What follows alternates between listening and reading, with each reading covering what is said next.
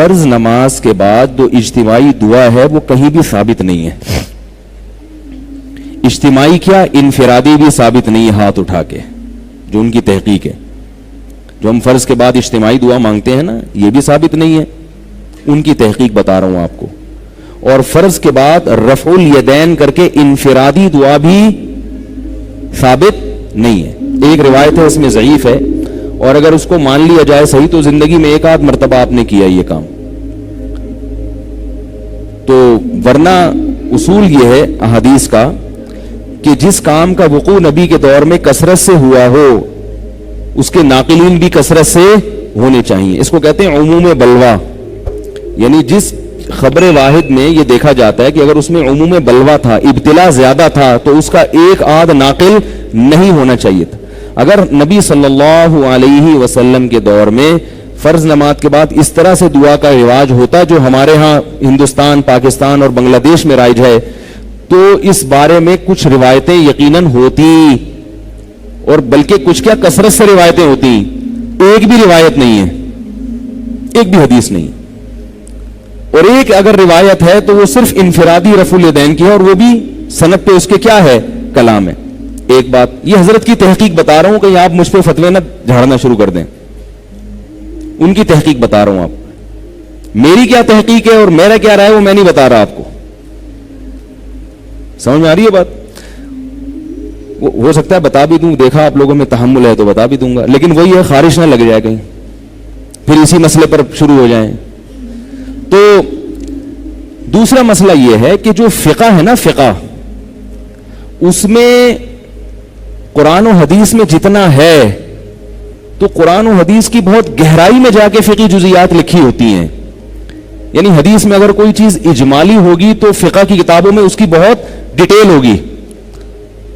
اس لیے فقہ میں مواد حدیث سے زیادہ ملتا ہے، کیونکہ فقہ نے حدیث کو آسان کر دیا نا، اس کی بہت جزیات بہت ہوتی ہیں چھوٹی چھوٹی گہرائی میں.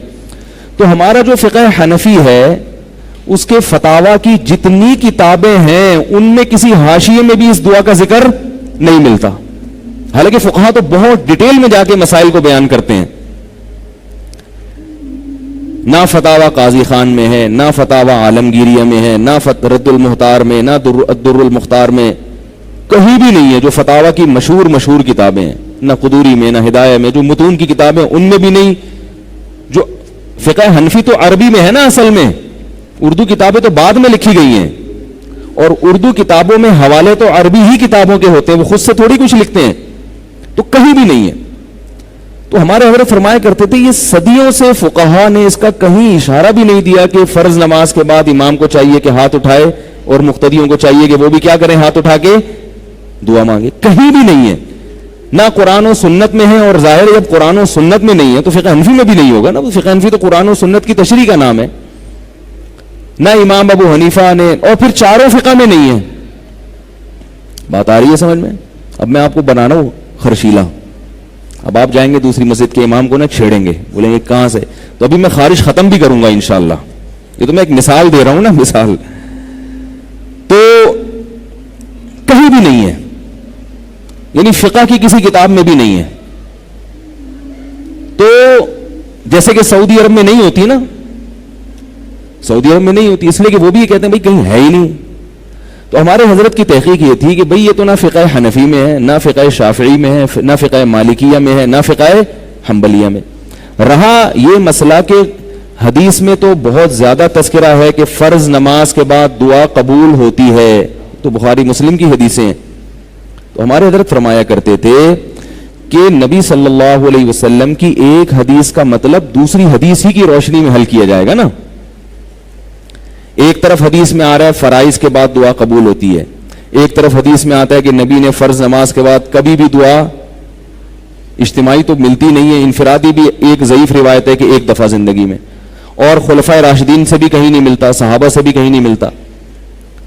تو یہ فرمایا کرتے تھے یہاں جو آتا ہے نا فرض نماز کے بعد دعا، اس سے دعا سے وہ وظائف مراد ہیں جو نبی پڑھا کرتے تھے، ان کو دعا سے تعبیر کیا گیا ہے. وظیفہ کسے کہتے ہیں؟ یعنی کچھ منتخب کلمات، جیسے ہم کہتے ہیں کہ مسجد میں داخل ہونے کی دعا، مسجد میں داخل ہوتے ہوئے تو بھی دعا مانگتے تھے نا.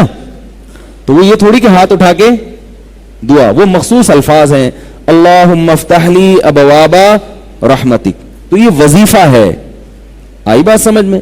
آذان کے بعد کی دعا, وہ دعا میں کیا ہے؟ وہ مخصوص کلمات ہیں جو بطور وظیفے کے پڑھے جاتے ہیں, اللہم رب ہذہ الدعوۃ التامہ. تو ہم جب سب حدیثوں کو ملا کے دیکھتے ہیں تو فرض نماز کے بعد جو ہمیں دعائیں ملتی ہیں وہ کیا ہیں؟ اللہم انت السلام ومنک السلام تبارکت یا ذا الجلال والاکرام, اللہم لا مانع لما اعطیت ولا معطی لما منعت ولا ينفع ذا الجد منک الجد. اسی طرح اللہ لا الہ الا هو الحی القیوم. یہ جو مخصوص منتخب کلمات ہیں جو حقیقت میں وظائف ہیں, وظائف کہتے ہیں مقررہ اوقات پر پڑھی جانے والی مخصوص دعائیں, اس سے یہ مراد ہے. آ رہی ہے بات کہ نہیں آ رہی ہے؟ سمجھ میں آ رہی ہے بات؟ دوسری بات, ہمارے حضرت یہ بھی فرمایا کرتے تھے کہ یہ بھی ساری نہیں پڑھنی فرض کے بعد. نبی نے کبھی کوئی پڑھی اور کبھی کوئی پڑھی, کیونکہ دوسری حدیثوں میں آتا ہے کہ نبی صلی اللہ علیہ وسلم سنتوں اور فرائض میں تاخیر نہیں کرتے تھے. یہ بھی صحیح حدیث ہے, سوائے اتنی دیر جتنی دیر میں اللہم انت السلام ومنک السلام والی دعا پڑھی جاتی ہے. تو دونوں طرح کی حدیثوں میں جب ہم تطبیق دیں گے تو نتیجہ کیا, بلکہ تین طرح کی حدیثیں ہو گئی. ایک وہ حدیثیں جن میں آتا ہے کہ فرض نماز کے بعد دعائیں قبول ہوتی ہیں. دوسری وہ حدیثیں جن میں آتا ہے کہ فرض نماز کے بعد آپ صلی اللہ علیہ وسلم یہ مخصوص کلمات پڑھتے تھے. تیسری وہ حدیثیں جن میں آتا ہے کہ فرض نماز کے بعد آپ صلی اللہ علیہ وسلم تاخیر نہیں کرتے تھے. تو تینوں قسم کی حدیثوں کو ملائیں گے, اور پھر فقہ کی کتابوں میں بھی یہ مسئلہ اس طرح لکھا ہے. فتاوی عالمگیریہ میں لکھا ہے کہ امام کو چاہیے کہ اللہم انت السلام ومنک السلام کے بقدر بیٹھے اور اس کے بعد کھڑے ہو کر سنتوں میں مشغول ہو جائے. تو جو فقہ حنفی کو فالو کرتے ہیں اس میں تو صاف لکھا ہے کہ امام صرف اتنا کرے گا, سلام کے بعد بیٹھے گا اتنی دیر اور کھڑے ہو کر پھر کیا کرے گا؟ سنتوں میں مشغول. تو قرآن و حدیث کی دو تشریح ہمارے حضرت کر رہے ہیں. فقہ حنفی میں بھی کیا ہے؟ وہی تشریح. فقہ شافعی میں بھی وہی تشریح. تو اب یہ بڑی مضبوط بات بن جاتی ہے کہ جب تمام حدیثوں کو آپ ملائیں تو پتہ یہ چلا کہ حدیثوں میں جو آتا ہے فرض نماز کے بعد جو لمبی دعاؤں کا آتا ہے اس سے مراد فرض نماز تکمیل کے ساتھ, اور فرض کی تکمیل کب ہوتی ہے؟ سنتوں کے ذریعے. تو لمبی دعائیں مانگنی ہے, رفع الیدین کرنا ہے, تو فرض کے بعد آپ سنتوں میں جلدی مشغول ہو جائیں. باقی وظائف آپ کب کریں گے؟ سنتوں کے. آ رہی ہے بات پڑھیں گے وہ وظائف. اس طرح سے تمام روایتوں میں تطبیق ہو جاتی ہے. ورنہ اجتماعی دعا پر تو کوئی بھی روایت نہیں ہے فرائض کے بعد, کہیں بھی نہیں ہے. اب ہوتا یہ ہے کہ ہم لوگ چونکہ ایک مسئلے کو دیوبندیت کا معیار بنا لیتے ہیں کہ بھئی ہمارے چند بزرگوں نے یہ لکھ دیا یا کر لیا, تو اب پھر ہم اس کو دفاع میں زمین آسمان کے قلابے ملا دیتے ہیں. یہ طریقہ ہمارے بزرگوں کا نہیں ہے. ایک صاحب مجھے کہنے لگے کہ آپ نے یہ بات کہی ہے, حالانکہ یہ بات تو حضرت فلاں دامت برکاتہم نے ہمارے ہی بزرگوں کا نام لیا, وہ تو نہیں کہتے یہ بات. اس کا مطلب ہے آپ کا کوئی نیا مسلک ہے. میں نے کہا ایسا نہیں ہے. میں نے کہا وہ جن بزرگ کا آپ حوالہ دے رہے ہیں انہوں نے جو بات کہی ہے ان کے استاذ نے تو یہ بات نہیں کی. اس کا مطلب ان بزرگ کا مسلک بھی چینج ہو گیا تھا. تو بھائی اگر کوئی اپنے کسی بزرگ سے کسی مسئلے میں اختلاف کر لیتا ہے تو اس سے نہ وہ ان بزرگوں کی فہرست سے خارج ہوتا ہے نہ کوئی مسلک چینج ہوتا ہے. یہ تو علماء میں ہمیشہ سے چلا آ رہا ہے. یہ تو ہوتا ہے, یہ تو علمی اختلاف ہوتا ہے. تو اب میں جو اصل بات بتانا چاہ رہا تھا کہ بھئی یہ میں نے بہت مختصر دلائل دیے. تو ایک صاحب نے مجھے کہا کہ نہیں, فرض نماز کے بعد اجتماعی دعا ثابت ہے, اسے پہ فلاں مولوی صاحب نے پوری کتاب لکھی ہے. میں نے کہا ثابت نہیں ہے اس لیے کتاب لکھی ہے. ثابت ہوتا تو ایک حدیث کا حوالہ دے دیتے یا فقہ کی کسی کتاب کا حوالہ دے دیتے. میں فقہ کی کتاب کو حدیث پہ ترجیح نہیں دیتا. فقہ میں ہم دیکھتے ہیں کہ کہیں بھی ایسا نہیں ملتا کہ حدیث کے خلاف جا رہی ہو. لوگوں کی فہم ناقص ہوتی ہے, ان کو وہ فقہ کی عبارت حدیث کے خلاف لگتی ہے, ہوتی نہیں ہے. اور اگر فقہ کی کوئی عبارت حدیث کے خلاف ہوتی ہے تو اس پہ ہمارے مشائخ پہلے اس کے خلاف فتویٰ دے چکے ہوتے ہیں. وہ فقہ حنفی کا پھر حصہ نہیں ہوتی. فقہ کی ہر کتاب کا ہر مسئلہ فقہ حنفی نہیں ہوتا. مفتہ بھی قول ہوتا ہے فقہ حنفی کہ جس پہ فتویٰ دیا جاتا ہے.